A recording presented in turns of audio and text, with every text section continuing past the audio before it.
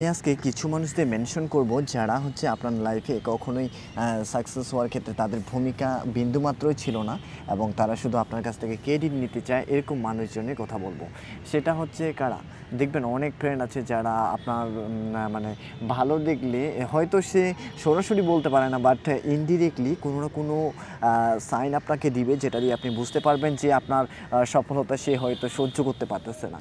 তো এরকম ফ্রেন্ডদেরকে অ্যাভয়েড করে চলাটাই বেটার, কারণ এরা আপনার লাইফে খুব একটা বড় যে ভূমিকা রাখবে বা আপনার এরা বাধা হয়ে দাঁড়াবে, কারণ ইন ফিউচারে এরা বাধা হয়ে দাঁড়াবে।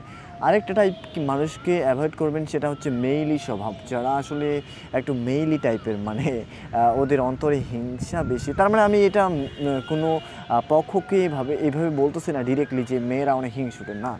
কিন্তু ছেলেদের মাঝে যারা মেইলি তারা কিন্তু অনেক হিংসুটে। এটা আমি অনেকবার অনেক ফ্রেন্ডের কাছ থেকে মানে এটা আমার একেবারে সরাসরি একটা শিক্ষা আর কি, যে আমি বুঝতে পেরেছি যে ওই ফ্রেন্ডগুলো আসলে খুব একটা ভালো নয়। এরা সবসময় মানে আপনার সফলতা দেখে হিংসা করবে বা আপনি ভালো কিছু করলেই এদের আসলে জ্বলবে। তো এদেরকে অ্যাভয়েড করা চলে উচিত।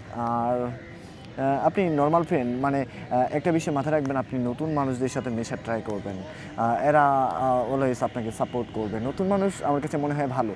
যারা পুরনো ফ্রেন্ড তারাও ভালো, কিন্তু নতুনরা যারা আপনার একজন অডিয়েন্স বেসড, মানে যারা আপনার কথা শুনতে ভালোবাসে, যারা আপনাকে পছন্দ করে, আপনি তাদেরকেই গুরুত্ব দিন। আর যারা আপনাকে সাপোর্ট করে না বা যারা আপনাকে দেখতে পারে না বা যারা আপনার সফলতা দেখলে হিংসা করে, তাদেরকে আপনি অ্যাভয়েড করেই চলাটাই বেটার। আপনি সেটা অ্যাভয়েড করতে 1 সেকেন্ডও দেরি করবেন না, কারণ আপনাকে যে পাত্তা দিবে না তাকে আপনিও পাত্তা দেবেন না। মানে আপনি পাত্তা দেন দেখেই তো সে হচ্ছে পাত্তা পায়। তো যদি আপনি তাকে পাত্তাই না দেন তাহলে তো সে আর পাত্তা পাবে না এবং আপনার সাথে সে আর কিছুই বলতেও আসবে না বা বলার কোনো সাহসও পাবে না। তো এটাই ছিল। আর এখন এই রকম দিনে সত্যি অনেক সুন্দর লাগতেছে। এখন চলে যাবো একটু করে রুমে।